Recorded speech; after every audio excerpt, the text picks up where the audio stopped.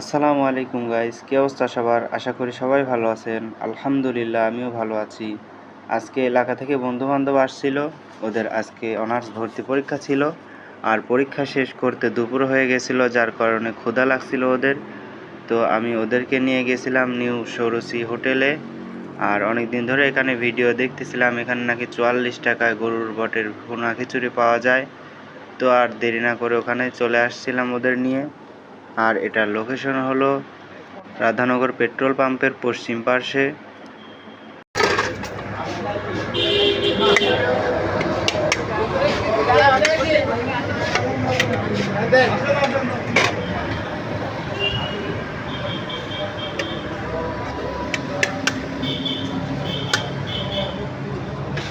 তো আমাদের স্পেশাল সেই খিচুড়ি চলে আসছে, আর খিচুড়ির সাথে ছিল 2 পিস শসা এবং 1 পিস লেবু। আর ভিডিওটি অবশ্যই শেষ পর্যন্ত দেখবেন। আমি তো পাগলের মতো খিচুড়ির মধ্যে হাত লাগাই দিয়েছিলাম এবং বট খুঁজতেছিলাম যে কত পিস দিয়েছে আর কি। যাই হোক, গুনতে পারি নাই, মোটামুটি ভালোই ছিল।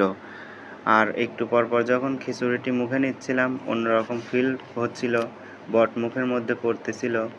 ভালোই মোটামুটি খিচুড়িটা, খারাপ না।